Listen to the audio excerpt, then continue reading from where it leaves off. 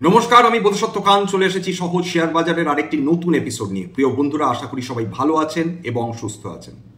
এই যেন কন্ট্রোভার্সিগুলো পিছুই ছাড়ছে না, অর্থাৎ একের পর এক স্ক্যান্ডাল বলতে পারেন, কন্ট্রোভার্সি বলতে পারেন, যাই বলুন না কেন, সেটা যেন ধাওয়া করে চলেছে আমাদের ভারতীয় শেয়ার বাজারকে। কয়েকদিন আগেই জেন স্ট্রিটকে নিয়ে একটা কেলেঙ্কারি, সেটা সেবি খুঁজে পেয়েছে এবং তাদেরকে শাস্তি দিয়েছে, প্রাথমিক শাস্তি, ইন্টারিম অর্ডার। কিন্তু তারপর আজকের এমন একটি খবর প্রকাশিত হয়েছে যেটা একেবারে যে অপ্রত্যাশিত ছিল সেটা নয়, কিন্তু সেটা আজকে ডিসক্লোজ হওয়ার পরে ভারতবর্ষের দুটো অত্যন্ত শক্তিশালী মেটাল কোম্পানি, তাদের স্টকে একসময় 5 থেকে 8% অবধি পতন হয়েছিল, কিন্তু বেলা শেষে সেই পতন কিছুটা সেটা কমে আসে, অর্থাৎ স্টকটাতে কিছুটা রিকভারি আসে। কোন দুটো স্টক? একটা বেদান্ত লিমিটেড এবং আরেকটি হিন্দুস্তান জিঙ্ক। এইবার বলে রাখার প্রয়োজন রয়েছে যে বেদান্ত লিমিটেডের যেরকম হিন্দুস্তান জিঙ্কে একটা সিগনিফিক্যান্ট একটা হোল্ডিং রয়েছে, শেয়ার হোল্ডিং রয়েছে, ঠিক সেইভাবে বেদান্ত লিমিটেড এবং হিন্দুস্তান জিঙ্ক, যে দুটো আদ্যপান্ত ভারতীয় কোম্পানি, তাদের যে হোল্ডিং কোম্পানি সেটা হচ্ছে বেদান্ত রিসোর্সেস। তাদের হেড অফিস কোথায়? তাদের হেড অফিস হচ্ছে লন্ডন, ইউনাইটেড কিংডম। এছাড়া তাদের ব্যবসা কোথায় ছড়িয়ে আছে ভারতবর্ষ বাদ দিয়ে? সাউথ আফ্রিকা, নামিবিয়া প্রভৃতি দেশগুলোতে এদের ব্যবসা রয়েছে।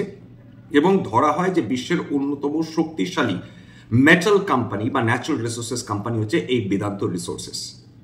সম্প্রতিকালে একটি মারাত্মক অভিযোগ এসেছে বা আনা হয়েছে। কার বিরুদ্ধে আনা হয়েছে? বেদান্ত রিসোর্সেসের বিরুদ্ধে আনা হয়েছে। সেই প্রসঙ্গে আজকের কিন্তু আমরা কথা বলবো।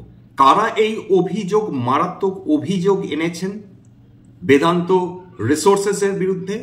তার নামটি হচ্ছে ভাইসরয় রিসার্চ, যেটা একটা US best short selling company. কোনো মিল পাচ্ছেন 2023-এর কোনো ঘটনার সঙ্গে? ঠিকই ধরেছেন, আদানি গ্রুপের বিরুদ্ধে এরকম সিমিলার অভিযোগ এনেছিল হিন্ডেলবার্গ রিসার্চ বলে একটি কোম্পানি। শেষ পর্যন্ত তারা কোনো অভিযোগ প্রমাণ করতে পারেনি আদানি গ্রুপের বিরুদ্ধে, কিন্তু তার ফলে আদানি গ্রুপের সমূহ ক্ষতি হয়েছিল। 50 থেকে 60% অবধি প্রত্যেকটা তাদের গ্রুপের অন্তর্গত যে স্টকসগুলো ছিল সেখানে 50 থেকে 60% অবধি শেয়ারের দরে কারেকশন চলে এসেছিল।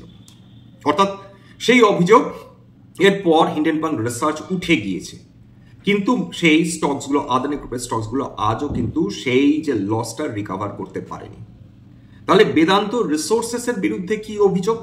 তাদের বিরুদ্ধে মারাত্মক কয়েকটা অভিযোগ রয়েছে, সেটা 10টা পয়েন্টে আপনাদের বোঝাবার চেষ্টা করছি। এর মধ্যে বেদান্ত লিমিটেড এবং হিন্দুস্তান জিঙ্ক কি, তাদের কি ব্যবসা রয়েছে সেটা নিয়ে সংক্ষেপে আলোচনা করব, এবং তাদের ঘাড়ে কত ঋণ রয়েছে সেটা নিয়ে একটু আলোচনা করার বিশেষ প্রয়োজন রয়েছে। তাছাড়া তাদের ফান্ডামেন্টালস সংক্ষেপে একটু আলোচনা করে নেবার চেষ্টা করব। প্রথম যে অভিযোগ যেটা এই ভাইসরয় রিসার্চ করেছে সেটা হচ্ছে এই যে বেদান্ত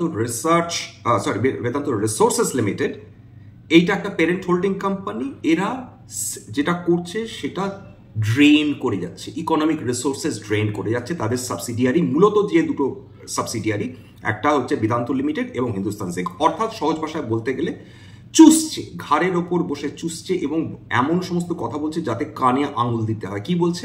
প্যারাসাইট বলছে যে এরা একজন যদি মানব দেহে যেরকম প্যারাসাইট আক্রমণ করে তাদের রক্ত চষে, ঠিক একই রকম কাজ করে চলেছে এই বেদান্ত রিসোর্সেস। আপনারা নিশ্চয় জানেন যে বেদান্ত লিমিটেড 2025-এ 20,000 কোটি টাকার উপর বার্ষিক প্রফিট করেছে, হিন্দুস্তান জিঙ্ক 9,000 কোটি টাকার উপর বার্ষিক প্রফিট করেছে। কিন্তু এই জায়গাটা মেজর প্রবলেম যেটা দাঁড়াচ্ছে, যদি খেয়াল করে দেখেন 2022 মানে 21-22 এবং 2024-25-এর মধ্যে, অর্থাৎ প্রত্যেক বছর যদি খেয়াল করে দেখেন, একটা সিগনিফিক্যান্ট ডেট এর পরিমাণ বৃদ্ধি পেয়েছে, ঋণের পরিমাণ বৃদ্ধি পেয়েছে তাদের বুকে। অর্থাৎ বিগত 2022-এর আগে অবধি ক্রমাগত তাদের ঋণ কমে যাচ্ছিল, which was a good sign. কিন্তু 2022 থেকে 2025-এ কি বেদান্ত লিমিটেড, কি হিন্দুস্তান জিঙ্ক, সেখানে মারাত্মক ঋণের পরিমাণ বৃদ্ধি পেয়েছে। সেটা শর্ট টার্ম লোন হোক বা সেটা লং টার্ম লোন হোক, সেটা ডেফিনেটলি ভিডিওর মাঝখানে আপনাদের আমরা দিয়ে দেব। এইটা গেল 1 নম্বর, অর্থাৎ তাদের কাছ থেকে ক্রমাগত অর্থ চুষে চলেছে। তাদেরকে রেফার করছে একটা প্যারাসাইট হিসাবে, এবং হোস্ট অর্থাৎ যার থেকে রক্ত চোষা হচ্ছে সেই দুটো কোম্পানি হচ্ছে বেদান্ত এবং হিন্দুস্তান জিঙ্ক, 1 নম্বর। 2 নম্বর, তারা রিপোর্টে কি বলেছে? তারা বলছে যে বেদান্ত রিসোর্সেস লিটারালি স্ট্রাকচারেরই মারাত্মক দুর্বল, দেউলিয়া হওয়ার পথে দাঁড়িয়ে রয়েছে, এটা তাদের অভিযোগ। এবং তার ফলে তারা ক্রমাগত নানা ধরনের অসুদ উপায় তারা খুঁজে বের করছে, যার মাধ্যমে বেদান্ত লিমিটেড এবং হিন্দুস্তান জিঙ্ককে নিয়মিতভাবে চোষা যায়, সেটা তারা করছে। এবং তাদেরকে রেফার করছে ফাইন্যান্সিয়াল জম্বি। জম্বি শব্দটা একটা কয়েনেজ, অদ্ভুত ধরনের কয়েনেজ, যেখানে বলা হয় যে একজন মানুষ সে ঠিক বেঁচে নেই, অর্থাৎ সে ঠিক মৃতও নয় আবার ঠিক জীবিতও নয়, in a kind of limbo. এই ধরনের একটা স্ট্রাকচারাল একটা অবস্থা হয়ে রয়েছে বেদান্ত রিসোর্সেস লিমিটেড। এবং তারা কেবলমাত্র বেঁচে আছে যতখানি তারা ক্যাশ ট্রান্সফার, তারা গাজল আউট করছে বেদান্ত লিমিটেড এবং হিন্দুস্তান জিঙ্কের কাছ থেকে। 3 নম্বর হচ্ছে আনসাস্টেনেবল ডিভিডেন্ড। এটা নিয়ে কজ অফ ওয়ারি, মারাত্মক ওয়ারি। তারা বলছে যে দেখুন, খেয়াল করে দেখুন যে বেদান্ত লিমিটেড এবং হিন্দুস্তান জিঙ্ক এত ডিভিডেন্ড কেন দিয়ে থাকে। এত ডিভিডেন্ড দিতে দিতে হিন্দুস্তান জিঙ্কের রিজার্ভস ডিপ্লিটেড হয়ে যাচ্ছে, বেদান্ত লিমিটেডের রিজার্ভস ক্রমাগত ডিপ্লিটেড হয়ে যাচ্ছে, এবং এমন একটা অবস্থা আসবে যেখানে না বেদান্ত লিমিটেড না হিন্দুস্তান জিঙ্ক এরা কোনো ধরনের ডিভিডেন্ড তাদের বিনিয়োগকারীদের দিয়ে উঠতে পারবে না। এবং এই যে অতিরিক্ত ডিভিডেন্টের চাপ, এই টাকাটার অধিকাংশই যাচ্ছে তাদের হোল্ডিং কোম্পানি বেদান্ত রিসোর্সেসের কাছে, যারা এই টাকাটা ব্যবহার করছে কোনোভাবে হয়তো ইন্টারেস্ট সার্ভিস করার জন্য। মনে রাখতে হবে যে বেদান্ত রিসোর্সেস বিপুল পরিমাণ বন্ড ছেড়ে রেখেছে বাজারে, এবং সেইটার ইন্টারেস্ট সার্ভিস করতে করতে এদের অবস্থা বেশ খারাপ হয়ে যাচ্ছে। এবং তার ফলেই এই যে অস্বাভাবিক ডিভিডেন্টের পরিমাণ হিন্দুস্তান জিঙ্কের ক্ষেত্রে বলুন বা বেদান্তর ক্ষেত্রে বলুন, সেটা কিন্তু ক্রমান্বয়ে গত 3-4 বছর ধরে এরকমই চলে আসছে, মানে অস্বাভাবিক ডিভিডেন্ড। আরেকটা, এবার এটা গেল হচ্ছে এবার চলে আসছে 4 নম্বর পয়েন্টে। সেটা কি বলছে যে বেদান্ত রিসোর্সেস লিমিটেড তারা বিভিন্ন ব্র্যান্ড ফিজ নিচ্ছে। প্রত্যেকটা তো ব্র্যান্ড ভ্যালু থাকে, এবং প্রত্যেকটা ব্র্যান্ড তারা যদি কাউকে সে ব্র্যান্ডের নামটা ধার দেয়, তার থেকে তারা ব্র্যান্ড ফিজ এক্সট্রাক্ট করে। এইখানে বলছে যে মিলিয়ন্স অফ ডলার্স মানে কয়েকশো কোটি টাকা তারা প্রত্যেক বছর বেদান্ত লিমিটেড এবং হিন্দুস্তান জিঙ্কের কাছ থেকে ব্র্যান্ড ফিজ হিসাবে তারা নিয়ে নিচ্ছে, যদিও তাদের ব্র্যান্ড নেম বা ব্র্যান্ড যেটাকে বলেন ব্র্যান্ড রেকগনিশন, এই দুটো কোনোটাই ব্যবহার করে না বেদান্ত লিমিটেড বা হিন্দুস্তান জিঙ্ক। তা সত্ত্বেও এইটা অনৈতিকভাবে বেদান্ত রিসোর্সেস তারা এই কয়েকশো কোটি টাকা তারা কেবলমাত্র ব্র্যান্ড ফিজ হিসাবে হিন্দুস্তান জিঙ্ক এবং বেদান্ত লিমিটেডের কাছ থেকে তারা নিয়ে চলেছে।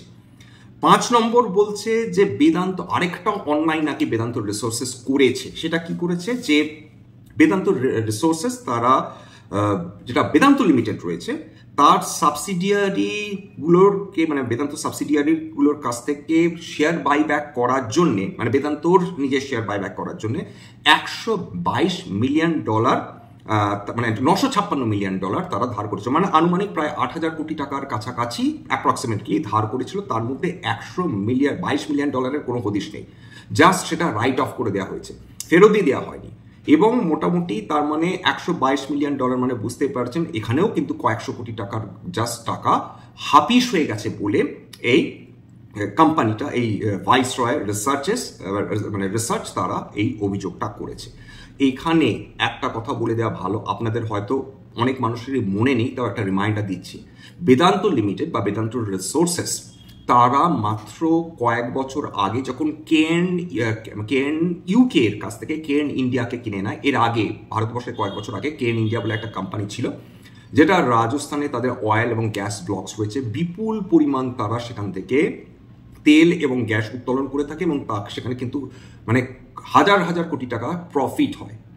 সেই কেএন ইন্ডিয়া কাছ থেকে এই বেদান্ত রিসোর্সেস তারা 1% লাইবরে, মাত্র 1% লাইবর লন্ডন ইন্টারব্যাংক এক্সচেঞ্জ বা অপারেশনাল রেট বলা যায়, সেইটার বিনিময়ে তারা টাকা নিয়েছিল কেএন ইন্ডিয়ার কাছ থেকে, টাকা ধার করেছিল। কিন্তু যখন কেএন ইন্ডিয়াকে তারা অ্যাকোয়ার করে নেয়, সেই টাকা, যে পরিমাণ টাকা তারা লোন নিয়েছিল, কেন ইন্ডিয়ার কাছ থেকে, সেই টাকা কিন্তু তারা কেন ইন্ডিয়াকে শোধ করেনি।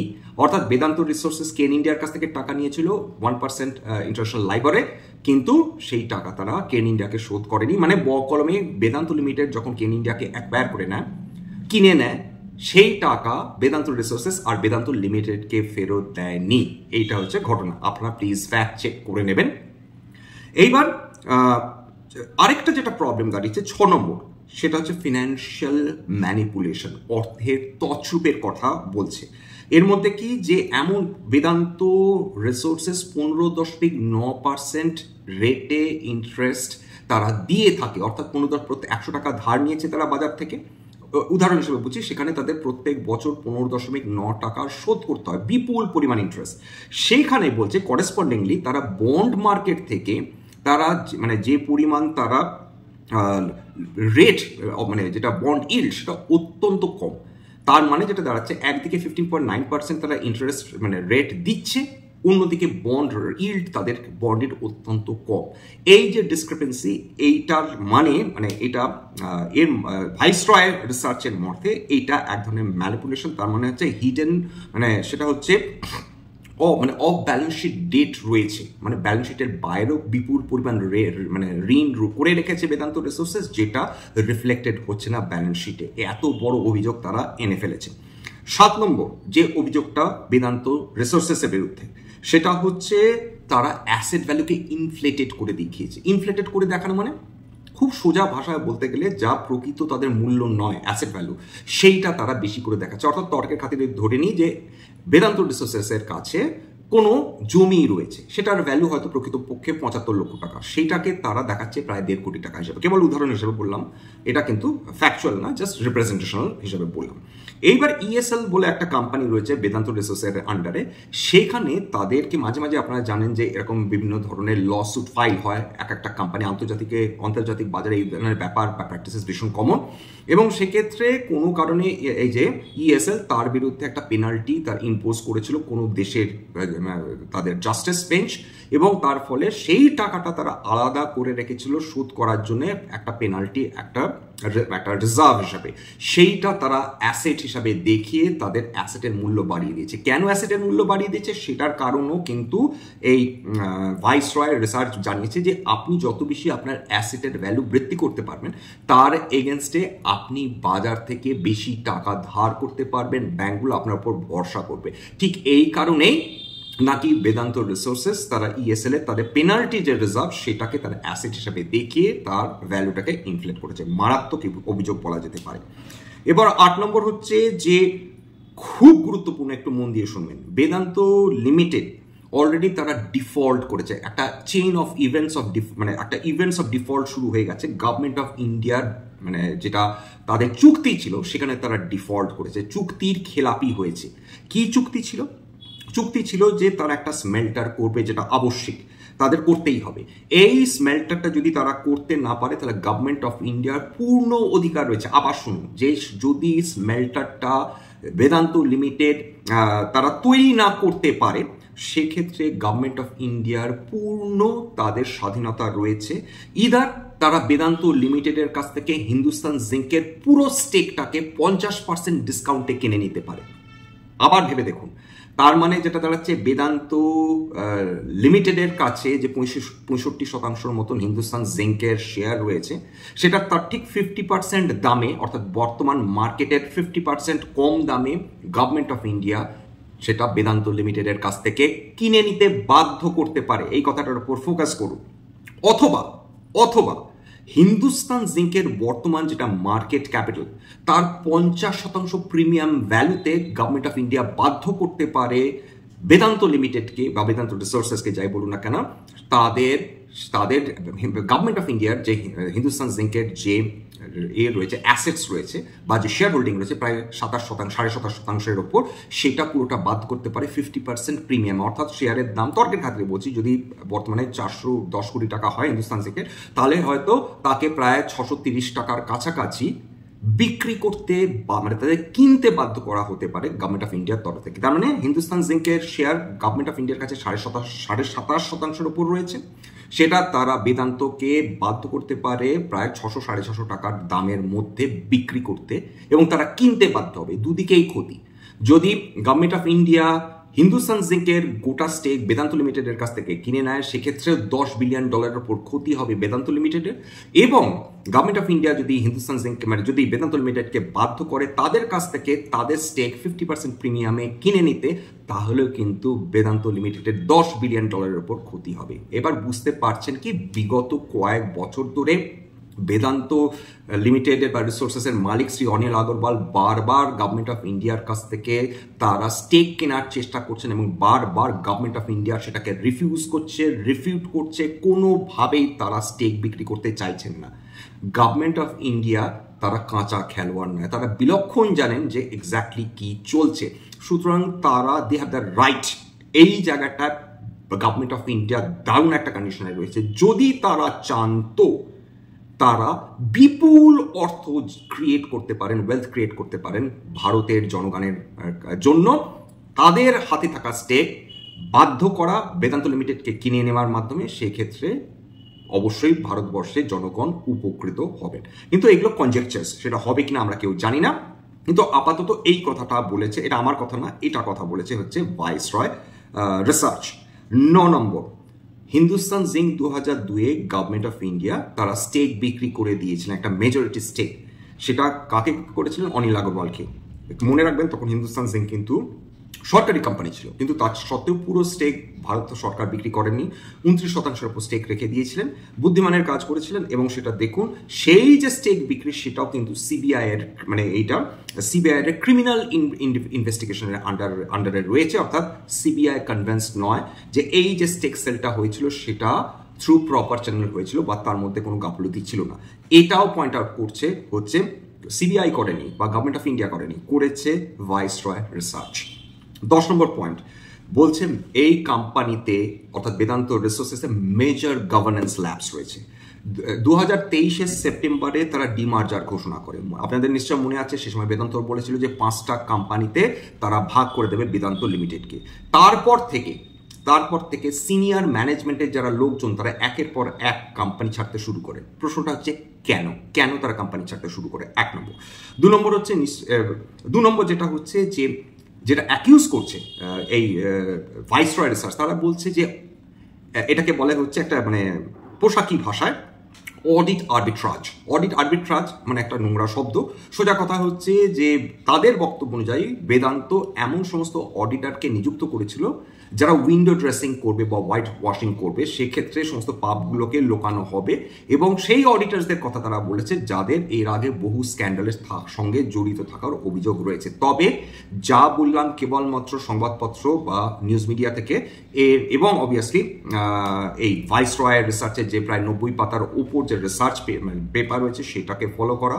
এটা কোনো কিন্তু ইন্ডিপেন্ডেন্টলি ভেরিফাইড নয়, আপনারা ফ্যাক্ট চেক করে নেবেন। বেদান্তর বিরুদ্ধে রিসোর্সের বিরুদ্ধে কোনো অভিযোগ ডেফিনেটলি আমার নেই, আমি করার জায়গাতেও নেই। কেবলমাত্র যা ঘটনা ঘটেছে বর্তমানে এবং যার ফলে বেদান্ত লিমিটেডে প্রায় 4% কাছে পতন, দিনের শেষে হিন্দুস্তান জিঙ্কে প্রায় 3% কাছে দিনের শেষে আমরা সেটা দেখতে পেয়েছি। এইবার আমাদের ভবিষ্যতে কি হবে সেটা তো ভবিষ্যৎ বলবে। এইবার বলে নিই যে বেদান্ত লিমিটেডের এক্স্যাক্টলি কি তাদের ব্যবসা রয়েছে। জিঙ্ক, লেড, সিলভার, সেটা অধিকাংশটাই আসে আপনারা জানেন হিন্দুস্তান জিঙ্কের মাধ্যমে। এই 3টে প্রোডাক্টই তৈরি করে হিন্দুস্তান জিঙ্ক। অ্যালুমিনিয়াম, তাদের বাল্কোর মাধ্যমে তারা অ্যালুমিনিয়াম প্রোডাক্টস তৈরি করে। লোহা, এর আগে ছিল সেসাগুয়া এবং তার মাধ্যমে তারা কর্ণাটক এবং গোয়া থেকে বিপুল পরিমাণ আয়রন ওর তুলতেন। এবং স্টারলাইট, এই দুটো কোম্পানি পরে মার্চ করে যায় বেদান্তর সঙ্গে, তাই সেখান থেকে তারা আয়রন ওর প্রডিউস করে। তারা টুটিকোরিন তামিলনাড়ুতে তারা কপার প্রোডাক্টস তৈরি করে। অয়েল অ্যান্ড গ্যাস আসে হচ্ছে কেন ইন্ডিয়ার মাধ্যমে, যেটা রাজস্থানে তাদের অয়েল এবং গ্যাস ফেলস রয়েছে। বিদ্যুৎ তৈরি করে ওড়িশাতে 2400 মেগাওয়াট মতন এবং পাঞ্জাবে 1980 মেগাওয়াট মতন তাদের নিজস্ব বিদ্যুৎ প্ল্যান্ট রয়েছে। এছাড়া অন্যান্য যেটা পরিকল্পনা রয়েছে ইস্পাত, সোনা এবং সেমিকন্ডাক্টর বিজনেসে তাদের যাবার ইচ্ছে রয়েছে। হিন্দুস্তান জিঙ্ক আপনারা ডেফিনেটলি জানেন, জিঙ্ক, সীসা মানে লেড এবং রূপো, এইটা বিশ্বের মানে মনে রাখতে হবে হিন্দুস্তান জিঙ্ক বিশ্বের তৃতীয় সর্বোচ্চ রূপ উৎপাদনকারী কোম্পানি, ভারতবর্ষের সবচেয়ে বড় রূপ উৎপাদনকারী কোম্পানি। এবার তাছাড়া তৈরি করা হচ্ছে সালফিউরিক অ্যাসিড, যেটা সার মানে ফার্টিলাইজার, পেন্টস এবং টেক্সটাইলে ব্যবহার করা হয়। এছাড়া ক্যাডমিয়াম ব্যাটারি এবং ফসফেট সারের জন্য কিন্তু তারা এই ধরনের প্রোডাক্টস তারা বিক্রি করে থাকে। তাহলে মেজর প্রবলেম যেটা পয়েন্ট আউট করা যাচ্ছে বিশেষ করে এই ভাইসরয় রিসার্চ রিপোর্ট থেকে, এক, আনসাস্টেনেবল ডেট, তাদের বক্তব্য অনুযায়ী বেদান্ত রিসোর্সেস এই মানে ঋণ শোধ করতে পারবে কিনা সেটা সন্দেহ রয়েছে। 2 নম্বর, অ্যাসেট ম্যানিপুলেশন ব্যাপক হারে চলছে, অ্যাসেটের যা দাম নয় তার তুলনায় অনেক বেশি করে দেখানো হচ্ছে যাতে বেশি বাজার থেকে ঋণ তোলা যায়। 3 নম্বর, ডেফিনেটলি মানে ফ্রডুলেন্ট অ্যাকাউন্টিং বলছে বা মানে কোয়েশ্চেনেবল অ্যাকাউন্টিং বলছে, অর্থাৎ অ্যাকাউন্টিং স্ট্যান্ডার্ডস অনুযায়ী তারা কাজ করছে না, অ্যাকাউন্টিংয়ে কারচুপি রয়েছে বলে এই ভাইসরয় রিসার্চের বক্তব্য। দেখুন প্রথমে প্রফিটটা বলে দিই। প্রফিটটা হচ্ছে বেদান্ত লিমিটেডের মানে মার্চ 2025-এ 20,535 কোটি টাকা, এটা প্রি মাইনরিটি প্রফিট। মার্চ 2022-এ ছিল 23,710 কোটি টাকা, মার্চ 2023-2024-এ 14,503 এবং 7,539 কোটি টাকা, মানে সিগনিফিক্যান্ট প্রফিট জেনারেট করে বেদান্ত। এবার খেয়াল করে দেখুন, একটু মন দিয়ে দেখবেন, সেটা হচ্ছে এদের ঋণ, লং টার্ম শর্ট টার্ম দুটোই বলবো। সেটা হচ্ছে যে এবার এদের ঋণের দিকে ফোকাস করা যাক। ঋণ মার্চ 2022-এ ছিল 53,583 কোটি টাকা, মার্চ 2023-এ ছিল 80,329 কোটি টাকা, মার্চ 2024-এ সেই ঋণ বেড়ে দাঁড়ায় 87,706 কোটি টাকা এবং মার্চ 2025 অব্দি 91,479 কোটি টাকা। ক্রমাগত প্রায় 40,000 কোটি, মানে না হোক প্রায় 37,000 কোটি টাকার বেশি মাত্র এই কয়েক বছরের ঋণ বৃদ্ধি হয়েছে। লং টার্ম ঋণ ছিল মার্চ 2022-এ 36,205 কোটি টাকা, সেটা বৃদ্ধি পেয়ে দাঁড়িয়েছে মার্চ 2025-এ 52,712 কোটি টাকা। মার্চ 2022-এর শর্ট টার্ম ঋণ ছিল 16,904 কোটি টাকা, সেইটা মার্চ 2025-এ বৃদ্ধি পেয়ে দাঁড়িয়েছে দ্বিগুণের বেশি, প্রায় 37,434 কোটি টাকা। এতটা ঋণ বৃদ্ধি পেল মাত্র 2 বছরের মধ্যেখানে, জাস্ট মেনে নেওয়া যায় না। একটু হিন্দুস্তান জিঙ্কে চলে আসি। হিন্দুস্তান জিঙ্ক মার্চ 2022-এর 9,630 কোটি টাকা, মার্চ 2023-এর জন্য 10,520 কোটি টাকা, মার্চ 2024-এ 7,787 কোটি টাকা এবং মার্চ 2025-এ 10,279 কোটি টাকা প্রফিট করেছে।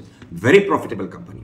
এইবার খেয়াল করে দেখুন যে এদেরও মানে সেই অর্থে মারাত্মক ঋণ ছিল না, কিন্তু ঋণও কিন্তু ক্রমাগত একটু করে কিন্তু বৃদ্ধি পেয়ে যাচ্ছে। Debt to equity ratio Hindustan জিঙ্কের ক্ষেত্রে 0.8% পৌঁছে গেছে, যেটা কাম্য নয়।